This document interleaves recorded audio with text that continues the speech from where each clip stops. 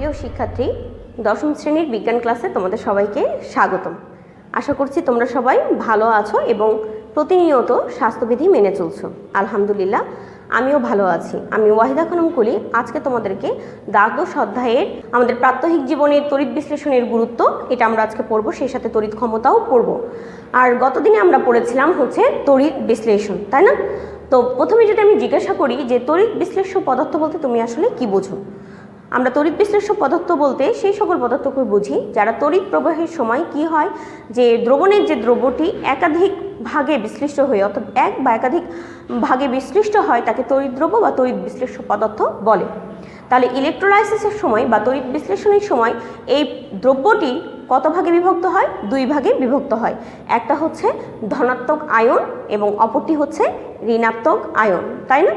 তো এরপরে যদি এখন আমরা এটা জানতে চাই যে আসলে আয়ন কি, আমরা তো বলছি যে তড়িৎ বিশ্লেষণের সময় দ্রব্যগুলো একাধিকভাবে বিভক্ত হয় এবং এগুলোকে আয়ন বলে। তাহলে আয়ন অ্যাকচুয়ালি কি? বলা হচ্ছে কোনো অণু, পরমাণু বা যৌগমূলকে যদি এটা হয় যে যতটুকু ইলেকট্রন থাকা প্রয়োজন তার চেয়ে কম থাকে অথবা বেশি থাকে, তাহলে সেটাকে আমরা কি বলতে পারি? সেটাকে আমরা আয়ন বলতে পারি।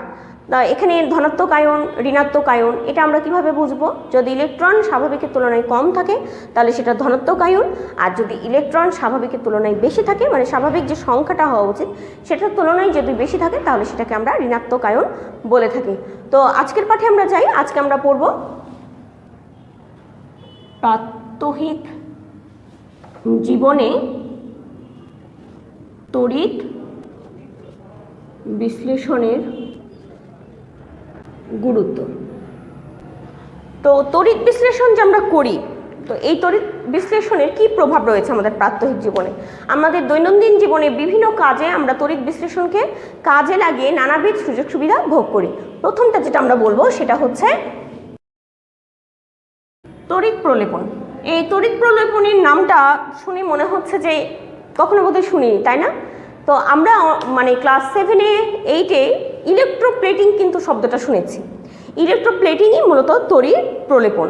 অর্থাৎ আমরা কি করি, অনেক সময় আমরা বিভিন্ন জিনিস দৈনন্দিন জীবনে ব্যবহার করি।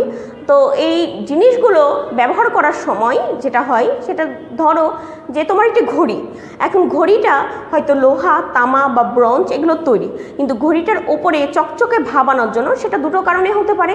একটা হচ্ছে আবহাওয়াজনিত কারণে, যেমন জলবায়ুজনিত কারণে। কেন? কারণ তোমার ওই ধাতব পদার্থের উপরে যখন জলীয় বাষ্পের একটা প্রভাব পড়বে তখন কিন্তু সেটার সাথে রাসায়নিক বিক্রিয়ার মাধ্যমে সেটাতে খুব দ্রুত কী হবে, মরিচা পড়ে যাবে।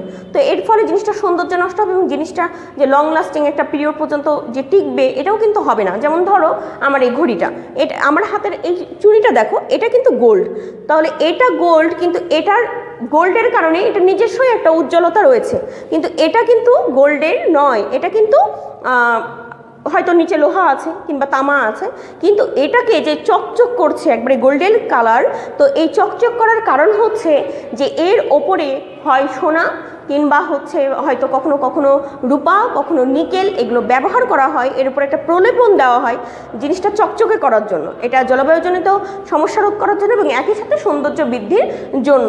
তাহলে আমরা দুটো জিনিসই দেখছি যে এটা যেমন সোনা দিয়েই তৈরি, তাহলে এর নিজস্বই একটা উজ্জ্বলতা রয়েছে, কিন্তু এটা কিন্তু ইলেকট্রোপ্লেটিং করা হয়েছে যার কারণে এর উপরে একটা চকচকে আবরণের সৃষ্টি হয়েছে। তাহলে এটাকে আমরা কি বলবো? এটাকে আমরা তড়িৎ প্রলেপন বলবো। বিভিন্ন ধরনের পদার্থ ব্যবহার করে তড়িৎ প্রলেপন দেওয়া যায়।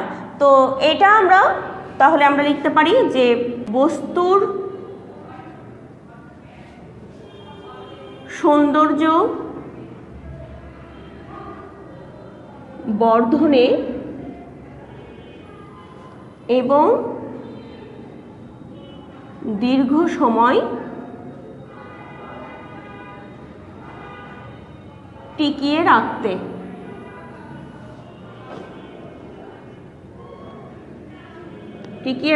আমরা কি করি? তড়িৎ প্রলেপন ব্যবহার করি। এরপরে আছে তড়িৎ মুদ্রণ। এটাকে ইলেকট্রোটাইপিং বলে, টাইপ করা। তো অনেক সময় দেখা যায় যে আমরা বিভিন্ন জিনিস প্রয়োজনে তো আমরা অবশ্যই সব কিছু প্রিন্ট নিই। তোমরা দেখো তোমাদের বইগুলো, বিভিন্ন ধরনের বই যেগুলোতে ছাপার অক্ষরে লেখা থাকে, তো এগুলোতেও কিন্তু ইলেকট্রোটাইপিং করা হয়। অর্থাৎ এখানে দেখা যায় যে এখানে অ্যানোড এবং ক্যাথোড দুটি ভিন্নধর্মী পদার্থের ব্যবহার করা হয়। বিভিন্ন ধরনের হরফ, ব্লক, মডেল এগুলো তৈরি করার জন্য প্রথমে দেখা যায় যে সাধারণ একটা মোমের ছাঁচে হরফগুলোকে হচ্ছে বসিয়ে নেওয়া হয়। এরপরে এর উপরে গ্রাফাইটের গুঁড়ো যখনই দেওয়া হয় তখনই সেটা হচ্ছে তড়িৎ পরিবাহী হয়ে যায়। অতঃপর এটাতে নির্দিষ্ট ধরনের অ্যানোড এবং ক্যাথোড ব্যবহার করে ছাপ বসিয়ে কি করা হয়, যে ইলেকট্রোটাইপিং বা তড়িৎ মুদ্রণ করা হয়। তাহলে তড়িৎ মুদ্রণে আমরা এইগুলো বিভিন্ন ধরনের ব্যবহার দেখি। বিভিন্ন ধরনের বই ছাপাতে ব্যবহৃত হয়, এটা হচ্ছে তড়িৎ মুদ্রণ। আর একটা ব্যবহার আছে আমাদের প্রাত্যহিক জীবনে তড়িৎ বিশ্লেষণের, সেটা হচ্ছে ধাতু নিষ্কাশন। ধাতু নিষ্কাশন আমরা কি করি, বিভিন্ন ধরনের ধাতু খনিজ থেকে তুলে থাকি, তাই না? তো এই খনিজ থেকে বিভিন্ন ধরনের ধাতু তোলার পর আমাদেরকে সেটা কি করতে হয়, আমরা ধাতু নিষ্কাশন ও শোধন লিখব, কারণ আমাদেরকে সেটাকে কি করতে হয়, শোধনও করতে হয়। তো ধাতু এই যে আমরা যে বিভিন্ন উপায়ে তুলে থাকি, তো সেটা এবং ধাতুটাকে পরিষ্কার করা, কারণ একটা ধাতুর গায়ে যেহেতু এটা মাটির নিচে থাকে বিভিন্ন ধরনের ময়লা আবর্জনা আরও অন্যান্য জিনিসপাতি লেগে থাকে, তো সেগুলোকে পরিশুদ্ধ করে একটা নির্দিষ্ট ফর্মে আনার জন্য আমরা কিন্তু তড়িৎ বিশ্লেষণটাকে কাজে লাগিয়ে এই কাজটা করে থাকি। তাহলে খনি থেকে আমরা লিখতে পারি যে খনি থেকে ধাতু উত্তোলন ও ব্যবহার উপযোগী করে তোলা, এই ধরনের কাজগুলোতে আমরা কি করে থাকি, তড়িৎ বিশ্লেষণ ব্যবহার করে থাকি। ঠিক আছে, তো এই গেল আমাদের প্রাত্যহিক জীবনে তড়িৎ বিশ্লেষণের গুরুত্ব। তিন ধরনের গুরুত্ব, তোমাদের এটা একসাথেও লেখার জন্য আসতে পারে, অথবা ক্ষয়ের প্রশ্নে, গয়ের প্রশ্নে ভেঙে ভেঙেও কিন্তু আসতে পারে, যে তড়িৎ প্রলেপন কি কাজে লাগে বা তড়িৎ মুদ্রণের কাজ কি, ধাতু নিষ্কাশন ও শোধনে তড়িৎ বিশ্লেষণকে কিভাবে কাজে লাগানো যায়, এগুলোও কিন্তু আসতে পারে। কাজেই সবগুলোই কি করবে, খুব ভালো করে তোমরা পড়বে। এরপরে আমরা পড়বো হচ্ছে তড়িৎ ক্ষমতা। তো আসলে কোনো যন্ত্র মানে তড়িৎ যন্ত্র বলা হয় যে 1 সেকেন্ডে যতটুকু শক্তি ব্যয় করে অথবা হচ্ছে অন্য শক্তিতে রূপান্তরিত হয়, এটাকে আমরা বলি তড়িৎ ক্ষমতা। তড়িৎ ক্ষমতা এর একক কি, তড়িৎ ক্ষমতার একককে আমরা বলি ওয়াট। শক্তি এবং তড়িৎ ক্ষমতার দুটার একক হচ্ছে ওয়াট। এবং দেখো, এবং এই যে ওয়াট, এটা আমরা তাহলে এভাবে লিখতে পারি, 1 ওয়াট সমান সমান 1 ভোল্ট গুণিত 1 ওয়াট সমান সমান 1 ভোল্ট গুণিত হচ্ছে 1 অ্যাম্পিয়ার।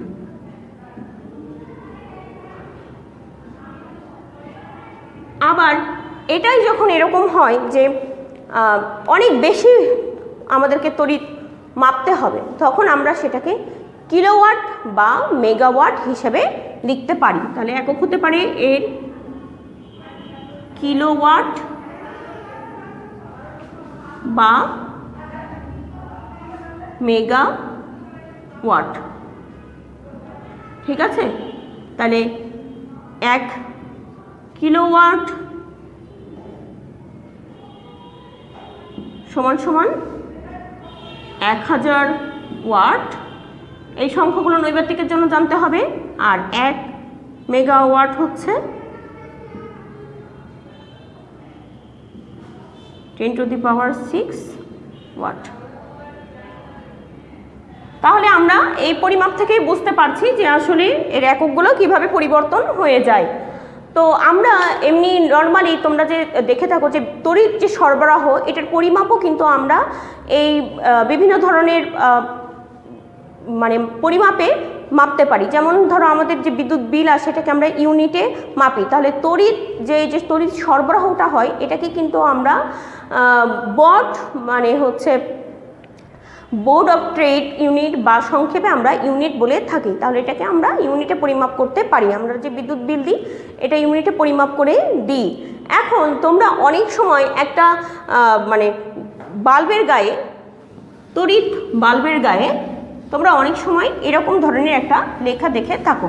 লেখাটা হচ্ছে এরকম 220 ভোল্ট 60 ওয়াট এরকম। এর অর্থ কি? এরকম একটা লেখা দেখে থাকো। তা আসলে এরকম ইলেকট্রিক বাল্বগুলোর দুটো সংখ্যার পাশাপাশি দেখা যায় এরকম VW এরকম লেখা থাকে। এর অর্থ কি? এর অর্থ হচ্ছে যে কোনো তড়িৎ বাতিকে যদি হচ্ছে মানে 220 ভোল্টে বা 220 ভোল্ট বিভব পার্থক্যে যদি সংযুক্ত করা হয় তাহলে এটি সবচেয়ে উজ্জ্বলভাবে আলো দেবে এবং এটি প্রতি সেকেন্ডে 60 জুল এর শক্তি, বৈদ্যুতিক শক্তি তাপ এবং আলোক শক্তিতে রূপান্তরিত হবে। আবারও বলছি, দেখো কথাটা, যে কোনো তড়িৎ বাল্বকে বা বাতিকে আমরা যদি 220 মানে ভোল্ট বা বিভব পার্থক্যে যদি সংযুক্ত করি তাহলে এটি সবচেয়ে উজ্জ্বলভাবে জ্বলবে এবং এটাতে প্রতি সেকেন্ডে 60 জুল বিদ্যুৎ শক্তি তাপ এবং আলোক শক্তিতে রূপান্তরিত হবে। ঠিক আছে, তো এটা 2 মার্কের প্রশ্ন হিসেবে আসে, এটা সম্পর্কে সবাই স্বচ্ছ ধারণা রাখবে। এরপরে আমাদের আরেকটা টপিক আছে, সেটা হচ্ছে এনার্জি সেভিং বাল্ব। তোমরা সবাই এনার্জি সেভিং বাল্ব সম্পর্কে জানো। এখন আমাদের দেশে বেশিরভাগ ক্ষেত্রেই এনার্জি সেভিং বাল্ব ব্যবহার করার জন্য সরকার আমাদেরকে বিভিন্নভাবে উৎসাহিত করেন এবং আমাদেরও উচিত আমাদের সব জায়গাতেই এনার্জি সেভিং লাইট ব্যবহার করা। এর কারণ কি? এটা হচ্ছে বিদ্যুৎ সাশ্রয়ী। বলা হয়ে থাকে একটি পরিবারে নর্মাল যে বাল্বগুলো রয়েছে এগুলোর পরিবর্তে যদি মানে সেই বাল্বগুলোতে যে খরচ হয় সেটার পরিবর্তে যদি এনার্জি সেভিং লাইট ব্যবহার করা হয় তাহলে প্রায় আরও 30 লক্ষ পরিবারে বিদ্যুৎ সংযোগ প্রদান করা সম্ভব। কথাটা একটু ভেবে দেখো, তোমাদের পাঠ্য বইয়ে উল্লেখ করা আছে যে কোন একটি পরিবারে যদি যে নর্মালি যে বাতিটা জ্বলে সেটার পরিবর্তে এনার্জি সেভিং বাল্ব জ্বালালে যে বিদ্যুৎটা সাশ্রয় হয় তা দিয়ে 30 লক্ষ পরিবারের হচ্ছে বিদ্যুৎ সংযোগ দেওয়া সম্ভব। তো কাজেই আমরা আমাদের বিভিন্ন ক্ষেত্রে এনার্জি সেভিং লাইট ব্যবহার করব। এই এনার্জি সেভিং লাইট 2 ধরনের হয়ে থাকে, একটা হচ্ছে CFL আর আরেকটা হচ্ছে LED।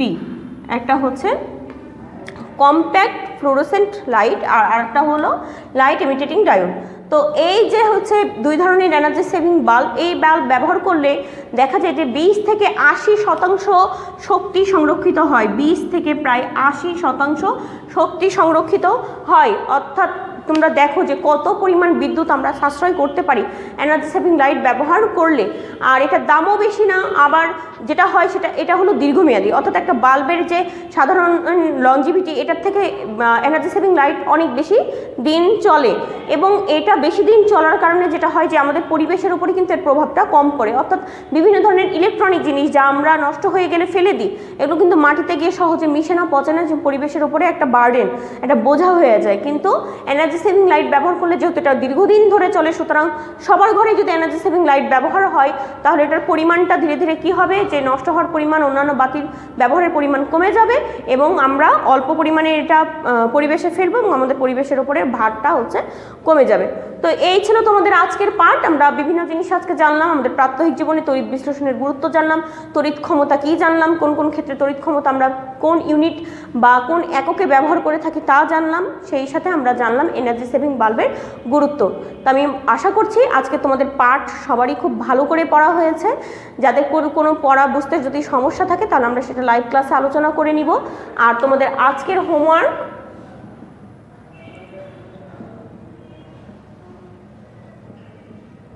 প্রাত্যহিক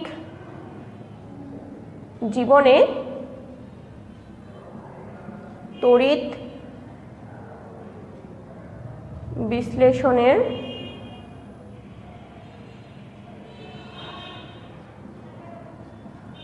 ব্যবহার লেখো।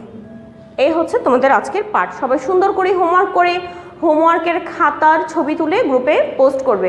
আমি আশা করছি তোমাদের সবার পড়াশোনা ভালো হচ্ছে, কারণ ফার্স্ট সেমিস্টার পরীক্ষা তোমাদের খুব তাড়াতাড়ি, তাই প্রিপারেশন ভালো নাও। সবাই পরীক্ষায় ভালো করার জন্য অবশ্যই হাতের লেখার প্র্যাকটিস যেন ভালো থাকে, এই কারণে প্রতিদিন স্বাস্থ্যবিধি মেনে চলো। প্রয়োজনের বাইরে ঘর থেকে অবশ্যই বের হবে না, ভালো মতো খাওয়া দাওয়া করো, ঠিক আছে?